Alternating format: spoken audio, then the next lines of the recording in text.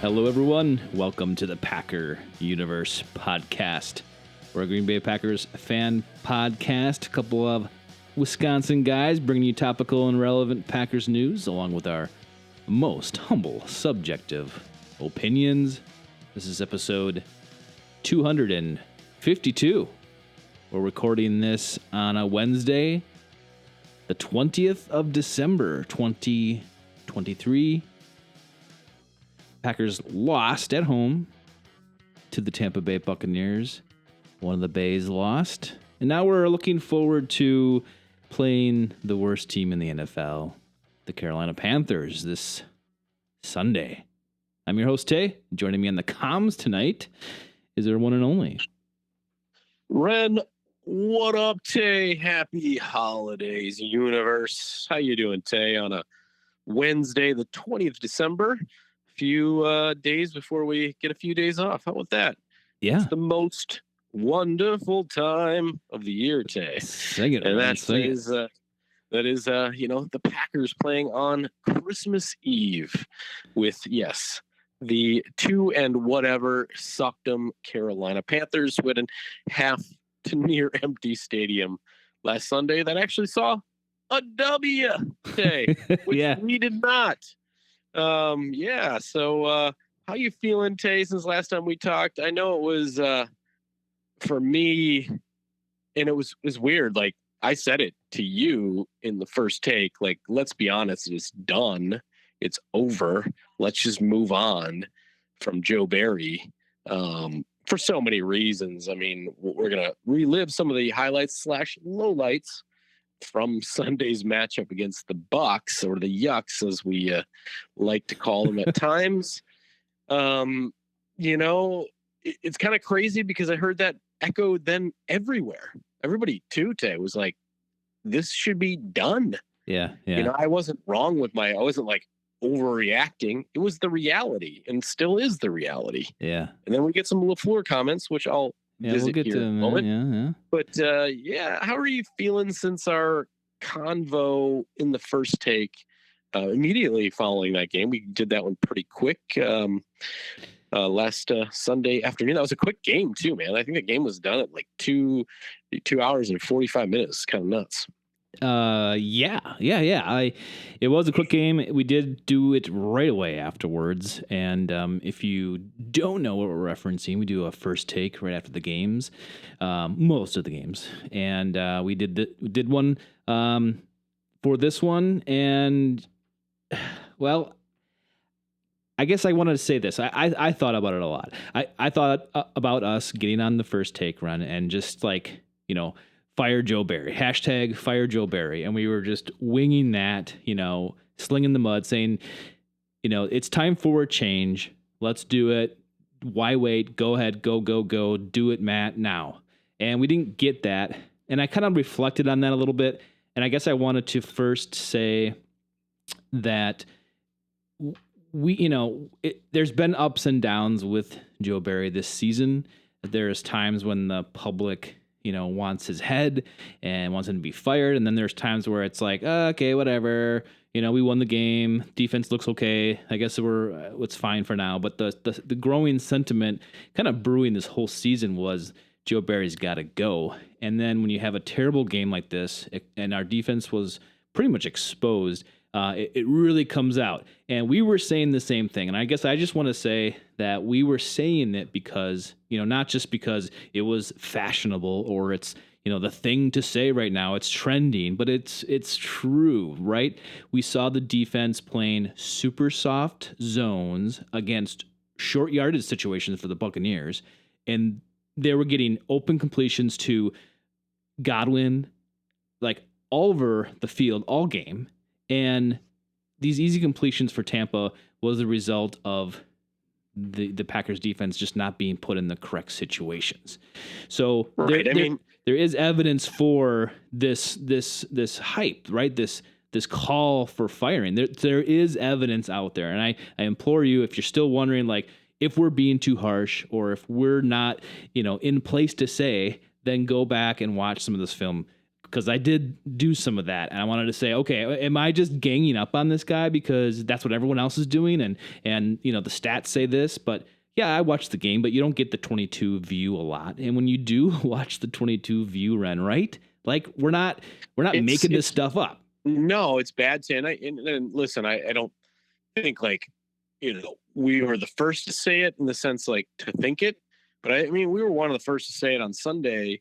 I think in a really relatable and reasonable fashion, and that was simply we saw the first ever perfect quarterback rating by an opponent in Lambeau in history, and you saw like you're talking about when you see the Andy Hermans of the world or anybody else show you some of this film, and you're playing off 6, 7, 8 yards, and it's 3rd and 6.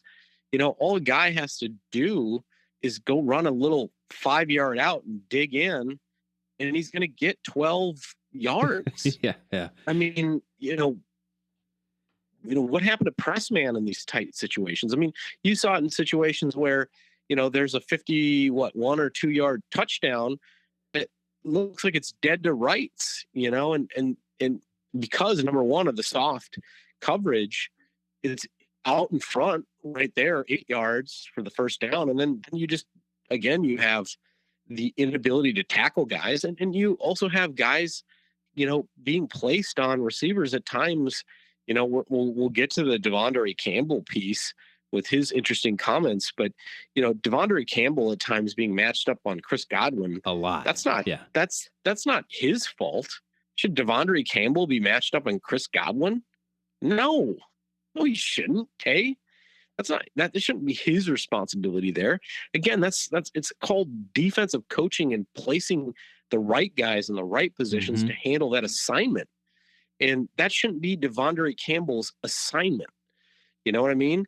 Well, yeah. So he's putting all of our players, a lot of our players were put in situations where they shouldn't be, right?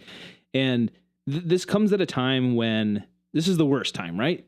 We were playing an opponent we could have handled, and we needed to beat NFC opponent, to keep that percentage of getting into the playoffs rising for us.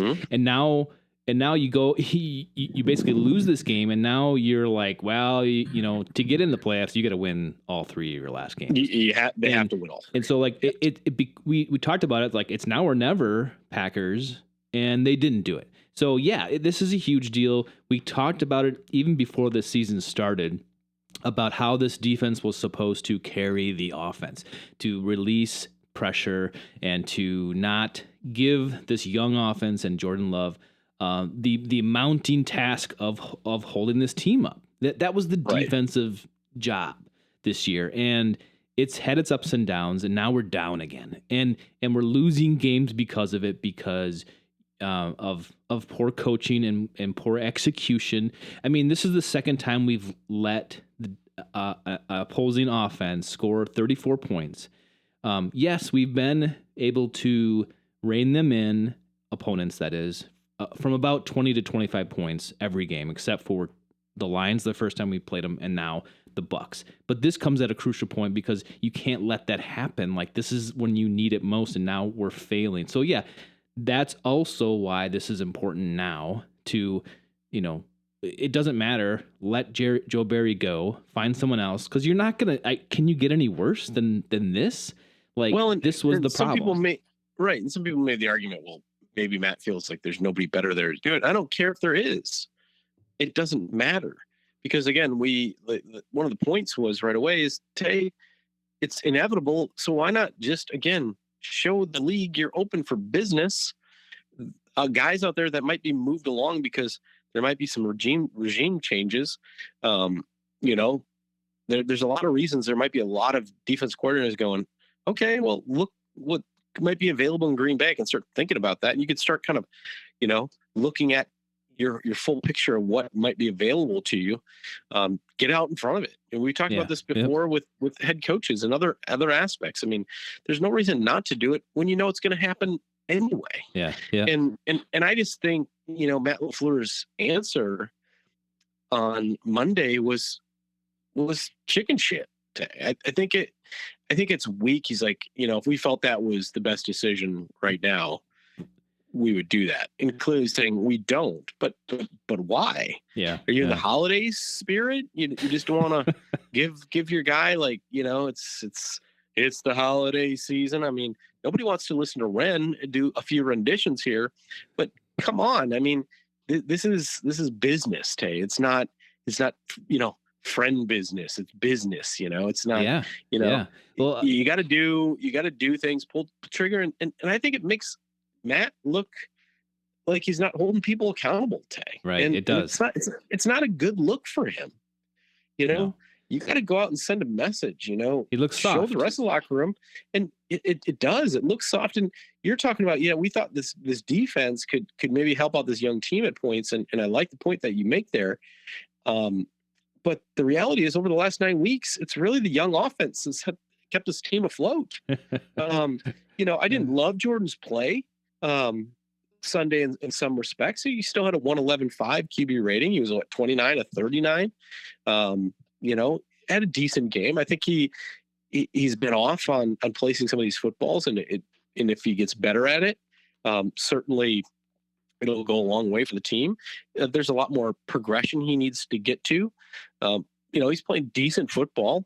I think he can get there. I still have a lot of faith in the kid, but they're the ones doing it, Tay. This young, completely unheralded group. Guys like Wicks battling injuries on the sideline and coming back in. That dude was balling out. Jaden Reed, he's been, injured and getting back in games and not missing games the last few weeks. Tucker Kraft, in replacement for Musgrave when he's got a lacerated kidney, and other guys just making plays. I mean, they've been doing it. The defense has been doing nothing. Again, when you have Baker Mayfield put up the first ever perfect passer rating at Lambeau, I mean, that's crazy, Tay. And Matt LaFleur goes on to say, if I thought that was the best solution today, before I was paraphrasing, but now this is his quote. If I thought that was the best solution today, then we'd make that decision. But then in the same time, he goes on and says this is part of the rest of his comment. It's not the full comment. And it always starts with us. Okay, Matt. It starts with myself. Okay, Matt. It goes to all our assistant coaches.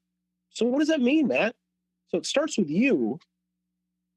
It starts with us, and then our coaches. So if it starts with you guys, where does it end? Like, if it starts with you, Matt, you get to end it. You get to choose it. Yeah. It's almost like he's passing off like plausible deniability or something, or has this weird circular logic where, yeah, I'm the head coach, but at the same time, it's everyone else's responsibility. It was very strange, and I'm glad you brought up the Matt LaFleur thing, because that's the logical step here in our process to understand this and understand this whole fire Joe Barry thing, is to, look at the defense and say that's an issue. And then Matt comes out, like you said, on Monday, we're not making a change. He's gonna still be the guy. And then he also says Tuesday, that like you said, if he thought there was a change for the defensive play caller, then he would make that. If that was going to be the problem or the solution, then he would do that. That it's a trickle down here with what happened on Sunday, because he says the self-inflicted communication errors, guys weren't in the right spots, poor communications. It's disappointing that it happened. That's what he felt, and it happened by people not talking to each other. So he's admitting the problem, and he's almost maybe saying too much now, because now we'll get into this in a minute. But maybe he's you could say maybe he's pointing some fingers here, but he says that we've seen the defense execute like they're supposed to in previous games. So he knows that we can do it, but we just didn't in this game, and maybe others, right?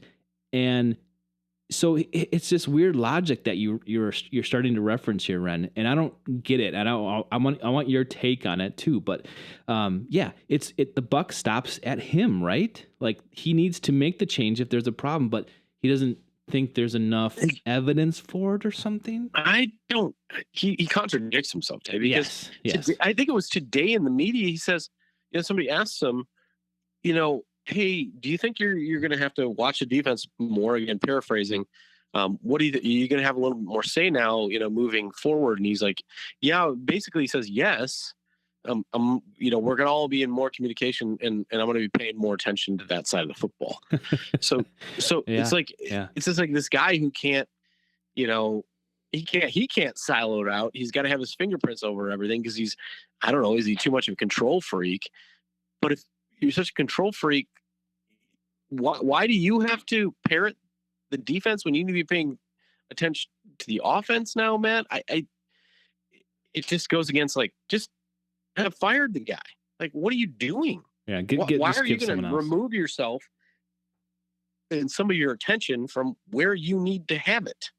It doesn't make sense to me. Well, and so my translation of all this is, I guess before I get to that, he also says in all this yesterday, it wasn't just the defense. There were offensive communication errors too. So it's like, okay, well, now you're admitting like basically communication sucked on Sunday. Everyone wasn't doing their job, and we failed. But then that points directly back at you, MLF, that it's your, so tell the media and tell the fan base that you recognize that and you're doing something about it. Like, he doesn't really like come up with a solution or tell the audience, us, that he's working on a solution, that he's going to fix it. Don't worry about it. He's just kind of like, yeah, well, yeah, that's people, they weren't communicating. So I guess like the way my translation is that he doesn't have much to do with this defense. He let Joe Barry go pretty much all year. And when you should, I mean, you hope the people you hire can take care of their part of the business. You know what I mean? Yeah. But, and when it fell apart, and now he has to explain, and he's not doing a very good job of it. And he's just like, okay, people weren't communicating. Well, what does that mean? Does that mean, when De'Vondre is getting the play calls, that he's just kind of like, okay, that's the play call, let's go with it? Like, doesn't seem to be any adjustments on there, or is De'Vondre not getting the right call, or he's not hearing it, or something? Like, where is this communication breakdown? I guess I don't understand that. So then, I guess let's just get into it here. De'Vondre Campbell says on Twitter yesterday, or X, right? This big thing. And he's, you might have the quote up here, but I'll paraphrase some of it. Basically, sure. He was saying that, I'm not going to play injured, and when you do and things fail, they come back on you. So I'm just going to take care of my business. And he's he was calling people out without doing it directly. And who knows exactly who he was calling about. Everyone interprets it as he's kind of calling out his coaching staff and the Packers, I guess, coaching staff as a whole, and not really his players or anything like that, and saying there's something going on here. There's something wrong here. And you can definitely interpret that. And I think we all do. And the media was asking Matt this, and he kind of deflected. He didn't say much about it, but I think he also didn't say it didn't happen. So he acknowledged that De'Vondre kind of went to X and said this publicly. But, Matt talked to him, and it was about, his injury and coming back from that. But I think, again, Matt didn't really direct, an answer towards maybe De'Vondre's shots fired kind of thing. But it all kind of seemed to be... It's all kind of been slowly swept under the rug here in the last couple of days by the coaching staff. That's what Matt did. He was just doing some, trying to put the fire out where he could at the moment, not answer really much to the comment, who it relates to.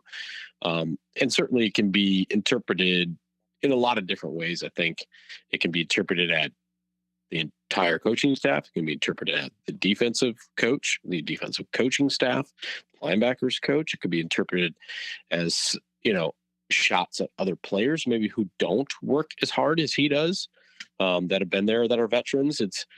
There's a lot of ways to take it, but it was, quote unquote, Tay, not going out of my way anymore I'm not playing through injuries anymore, because when shit goes wrong, they always use it against you.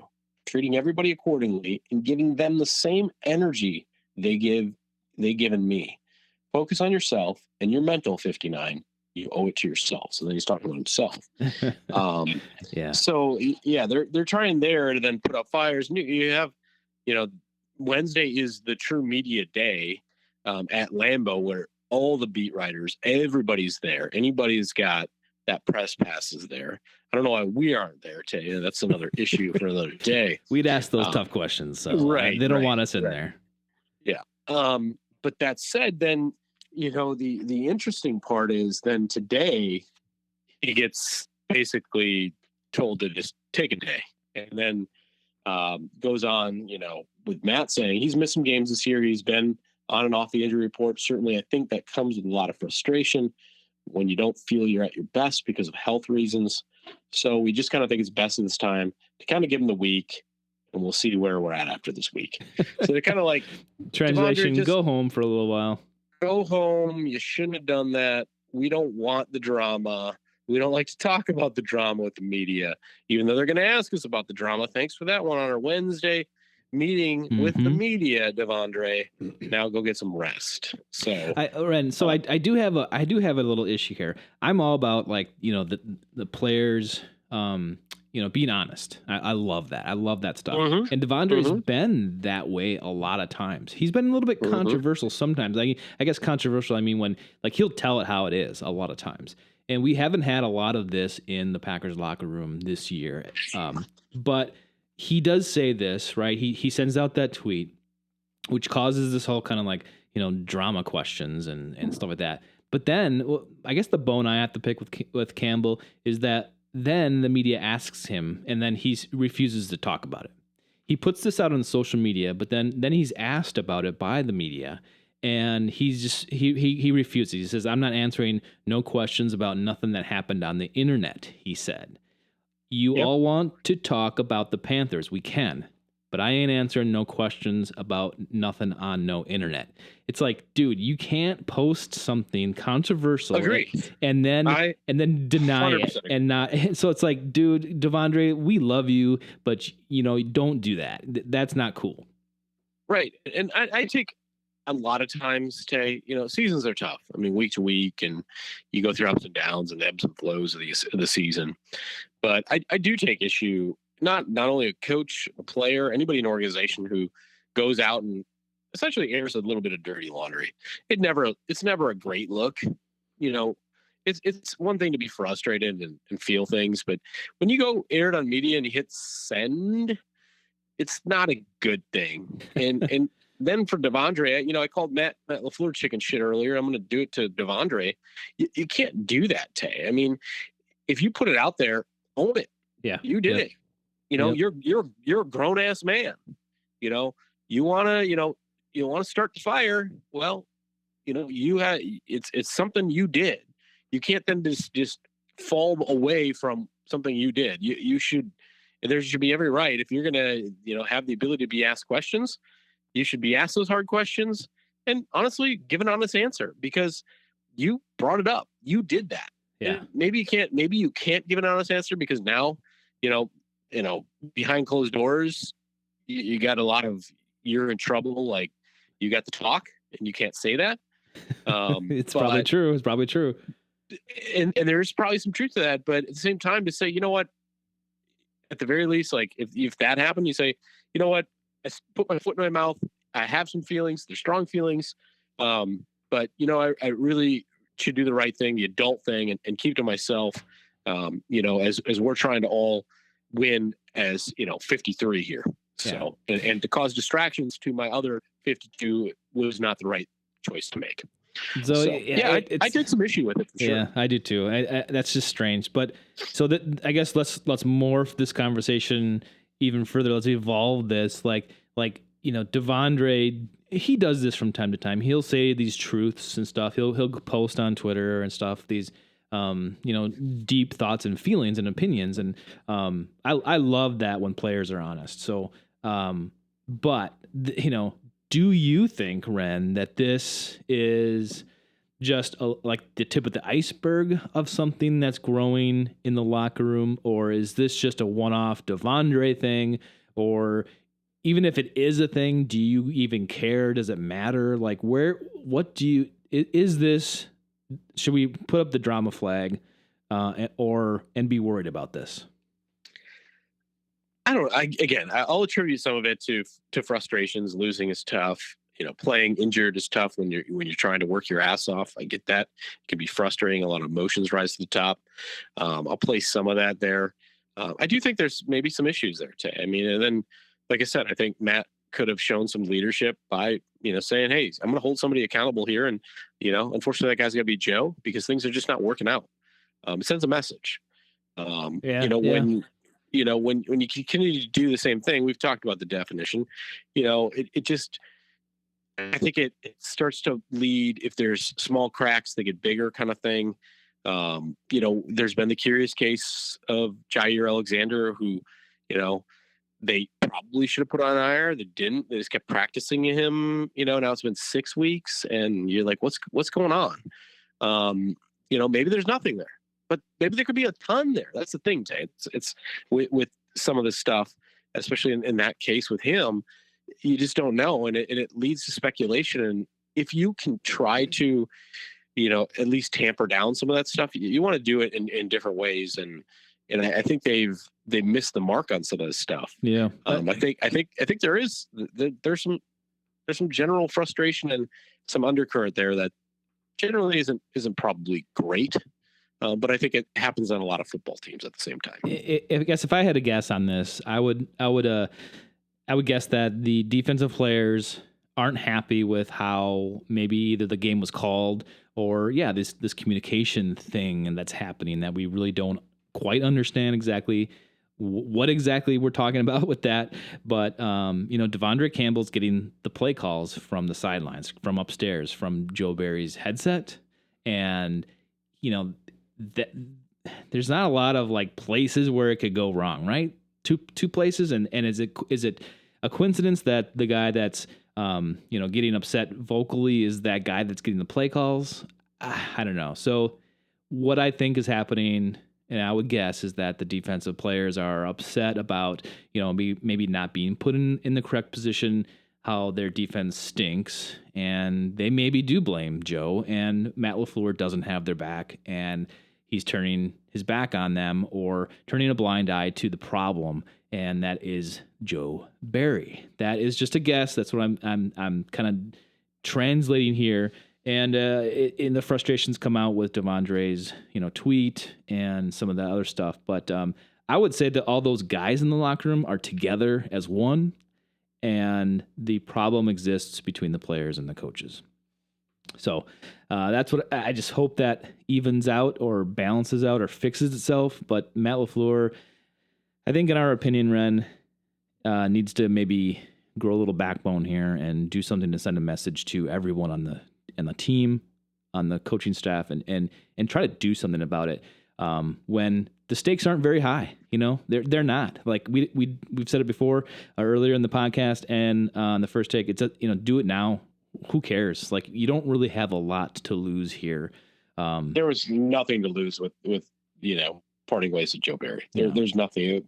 In fact, there's been points made in the local and national media that generally when coordinators, be it offensive or defensive coordinators, are let go, there's usually not a lot of change with production levels. That may be, but in this case, I think it would have sent a clear message and rejuvenated a few things, and it certainly at the very least, it wouldn't have hurt anything. When it's going to happen anyway, it would have hurt nothing. In fact, likely there's some positives that come out of it. Mm-hmm. Maybe you get some guys with a little added energy come Sunday, at least for your one game. Whether it carries over in game 2 and 3 to end the season, that's hard to say. But it wouldn't have hurt anything. And again, not to have done it is just quizzical because you're going to do it anyway. And what you risk, I think, as being Matt LaFleur, you do risk this piling up and getting bigger than it needs to be, just in general, like the locker room thing, the fan base thing. Mark Yeah, do Mark the players think Meddler looking down. do players think you're weak?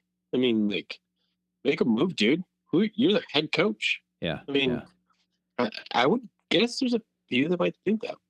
You know. So we just, you really want to see some action, and we hear words. That's what we hear, and we understand those words. But I think at this point, we've let this play out, and I think we need to change, and we might as well just change the topic too, Ren. Let's move on. You probably do need to change in that too. You're not wrong with the. You beat that one over the head with a stick enough times. I know. Sure. I felt like, I mean, man, we seriously, we probably could talk about that for another half hour. It's easy because it was frustrating. It was on everybody's mind the last couple of days, and I think it'll continue to be like, just why not? But they got a lot to play for. They really do. They got 3 games they can win and give themselves a pretty damn good opportunity to get in. So, and there's like some opportunities or some possibilities where the Packers, if they win 2 of 3, they need like a little help to get in the playoffs. But I think everyone's pretty much basically resigned to the fact that, like, okay, they don't really belong in the playoffs. And they win 3 in a row, Jay, I say, why not? Yeah, but hell yeah. You don't think they're going to go to you don't think they're going to the Super Bowl? I mean, like, that's not happening. So, but like I said, I think for the young football team, it'd be a great experience. I think it goes a long way. It gets your feet wet. Maybe next year a better team, Tay, and maybe you only get your feet wet. Let's say you're better and you get your feet wet week 1, you get your ass beat too. But at least you got it done this year. And now it gives you experience when you get in next year.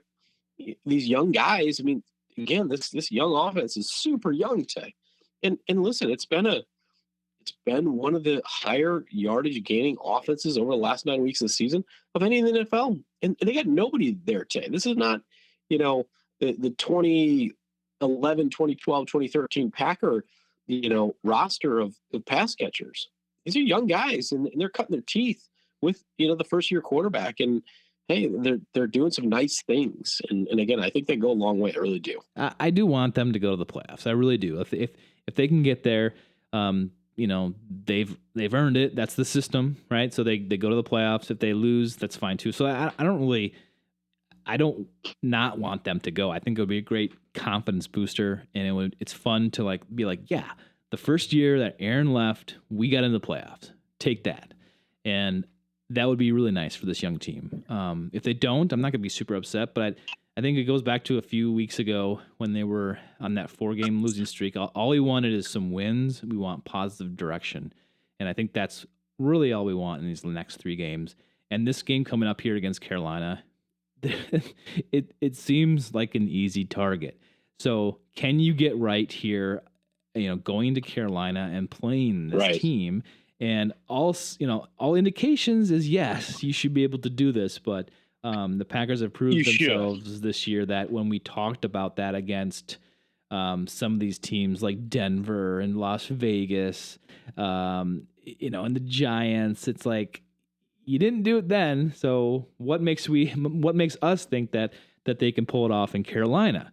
So besides them being the worst team, not having a whole lot of offensive weapons, having a rookie quarterback, it's stacked against them, and their record proves it. But I don't know. We seem to be that get-right team. Maybe Carolina pulls off 2 wins in a row against the Packers here. But let's move into Carolina a little more, Ren. Do you have anything to start off to talk about with them? Sure, and the Pack, Tay. But, obviously, this is not a good football team, Tay. We know that. But that said, we talked about that, perfect quarterback rating with our guy Baker, who was 22 and 28 for 381 and 4 TDs, Tay. They had 14 explosive plays against the Packers last week. 2, Tay, of over the last 2 weeks, the NFC Player of the Week on offense was the quarterback of Green Bay's opponents. So the last 2 NFC Player of the Week on offense went to Baker and our boy DeVito out in New York. So, if there's, something the Packers can screw up again, Tay, it's maybe on defense.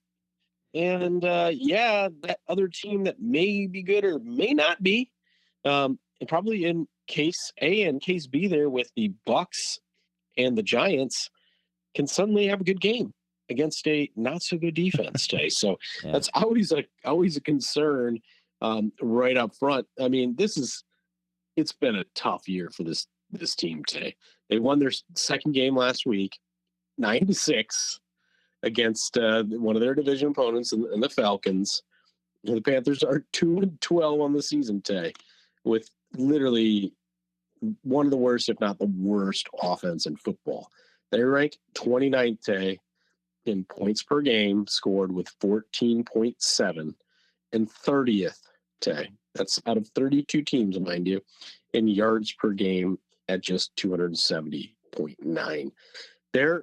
We know they took Bryce Young, the number one overall pick, and they gave up a lot to get him. So we think the Bear fans are rooting for the Packers this week because they want this draft pick to be as good as it can.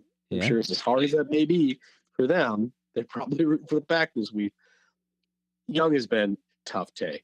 He's completing less than 60%, 59.4% of his passes at 5.3 yards per attempt, which is 41st today out of 41 eligible quarterbacks entering the week 16 of the NFL season. Say that's last of all quarterbacks. So he's had a tough go. He's thrown only 9 touchdowns and 9 interceptions, which are 12th most. And he's thrown the 7th most turnover-worthy passes. So the Packer D is going to have some opportunity. I know when we say these things like, the Packer D line and the edge rusher is going to have all these opportunities against the Giants, Tay. It's going to be crazy. It's going to be a sack fest. And they get 0. Yeah. Then they get 0. And then, by the way, the team that played the Giants last week had 7 sacks. So you're just like, Mah. But the Panthers, Tay, have failed to score 20 points to reach that mark in each of their last 8 games. So if this is one that the Green Bay secondary can go, maybe we can get some picks. Maybe we can do some nice things. I mean, if there's not a get right, Tay, I know we've been talking about the Packer D is a get right thing. Here it is. It's out in front of you. They suck. However, their D played decent last week. They held Atlanta, Tay. We know Bijan's out there. Yeah. They have a good complementary backfield.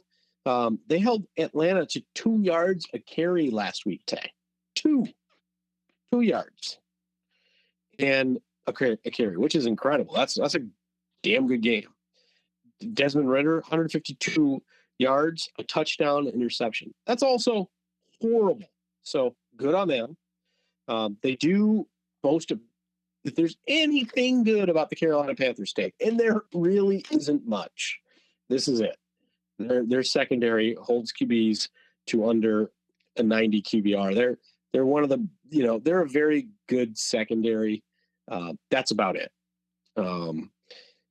Cool thing today. Do you know that there's potential for a little Packer record thing happening in Carolina come Christmas Eve? Are you referencing the Jaden Reed rookie reception record? I am, Tay. Ding, ding, ding, ding. I am. Ding a dong. They don't care about stats and records and stuff, right? You know that, right? Oh, they do. I mean, you tell a young dude like Jaden Reed, hey, you ever heard of this guy Sterling Sharp? He should be in the Hall of Fame, but he's not. His brother. Yeah, I see him all this stuff. Shannon Sharp. Yep. Sterling Sharp caught 55 passes as a first-round pick from South Carolina in 1988. Reed's already at 54, Tay, out of Michigan State, with 3 games to go. So we don't even have to talk about, it's a 17-game season now. Nope. When Sharp broke the mark 35 years ago, that was Billy Houghton's rookie totals 53. That stood for 36 years. So it's almost the same amount of time, 35 years later. So Reed's on the verge of the mark. Just one of 2 Packer rookies to catch more than 50 passes in the last 7 decades today. That's a long time. If people know what a decade is, 10 years. Huh? That's a real long time, Tay. But let me ask go you ahead. something about Jaden Reed though, and Sterling Sharp. Sterling Sharp wasn't going in motion and taking these little flicks though. I hear what you're saying. It's a different game. And so Absolutely. I think some of these receptions are these little like these hike flip things that he's coming around and he's probably got like 10 of those. So sure. It's not a pure passing receptions in my mind. It's not pure. So I'll give it to him though. I mean, that's a stellar number. If he breaks it, great. It's legit. And Jaden Reed's one of the huge bright spots of this year. And but I just wanted to bring that up. It's not the same type of offense, but I just wanted to point out that when Sterling did it, he's more pure pass catcher here. You go out a few yards and you turn around and catch the ball. Yeah, I mean, again, different league. I mean, and clearly when the Packers were down to essentially just A.J. Dillon, I mean, they had to create a running game, right? A lot of which was done with some creativity involving obviously Jaden Reed. Obviously that he has 592 receiving yards, say 6 TDs, but also has another 119 rushing yards and 2 TDs. So he's a really dynamic season. And listen, the kid's a baller. He plays injured. He plays hard. He's just out there to work. And yeah, it's he had a really nice rookie campaign, man. And you look at him and the 5th round pick and Wicks and what they've done over the last few weeks. You got a lot of nice things to think about. I think Wicks is really turning into. I'm a big fan, as you know, on the first take. Turn into a guy I think is going to be a bona fide starter, big time. He has some decent speed burst, but just has a ability to get open in the middle of the field, 10 to 20 yards downfield consistently, and that's a hard thing to do. And it's pretty great. I've been alone for a little while, being the only Tay here in Packer universe. After De'Vondre was overshadowing me for years, now we have another Tay on vying for my time here. So I'm a little jealous, Ren.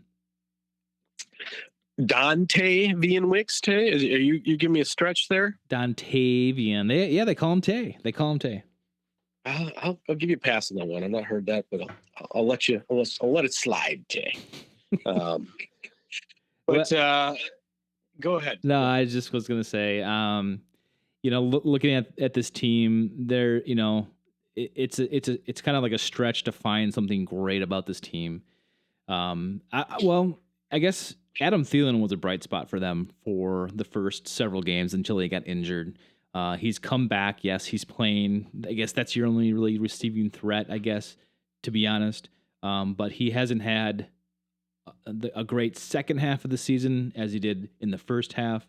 But you still got to watch out for him. He's a veteran. He knows what to do. This team is only when they did win, Ren, they won by 2 points in both of their wins. So very, very close. And when you look at the scores, they don't they don't put up more than 20 in the last 8 games or whatever. It's under 20. So if you can hold them to 20, you got a really good chance. And that's kind of like been the benchmark for Matt LaFleur. If you hold them to 20, the offense should be able to win this one. And I think that's going to be the case here. I think the Packers need to get above 20, and I think the defense can hold them under that.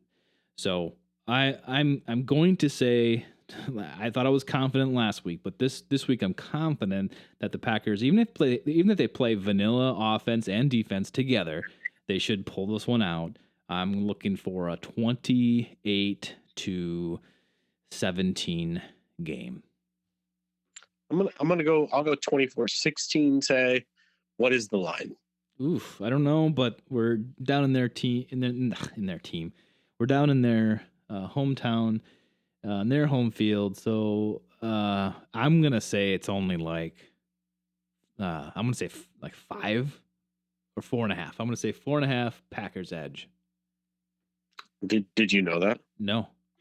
You just nailed it, Tate. Yes. Nailed it. Like an Anders Carlson field goal kick. Tay nails it. Yes. Well, I That should is start that betting that. I should start sports that betting. that is the line, Tay.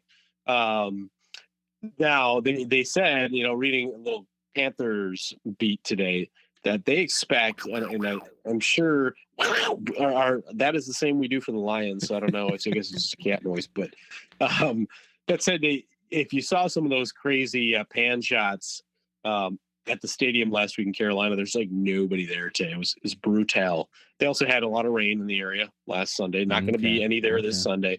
You can get about 57 and sunny. So it's going to be a very nice Christmas Eve in that Charlotte area. But they expect at minimum 20% of the fans to be Packer fans in the stadium. Yes, on show up. Sunday.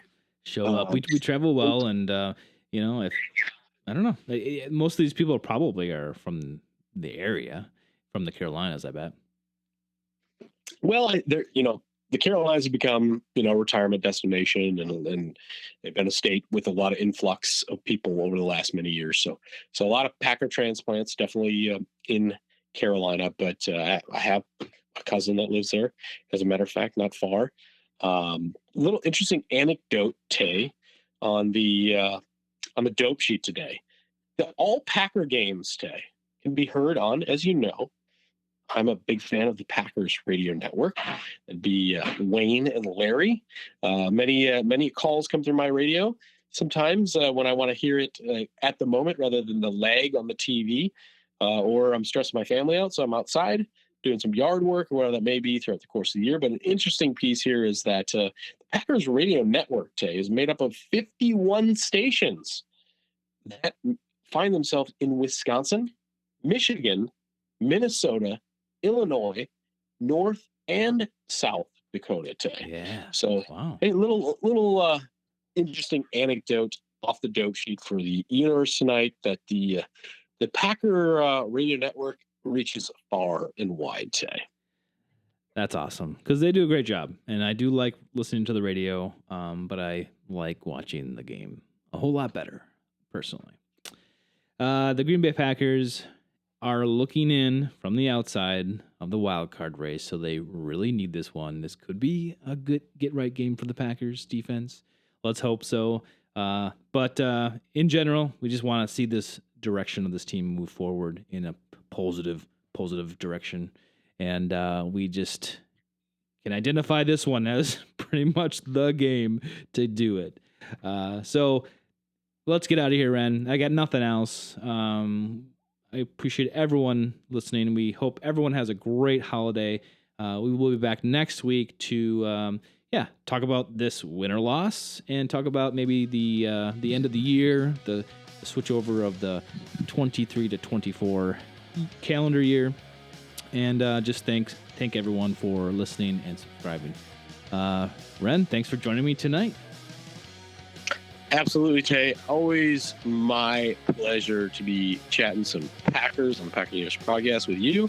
Happy holidays, Merry Christmas, and until episode 253, Tay, Mela Kaliki Maka on the universe.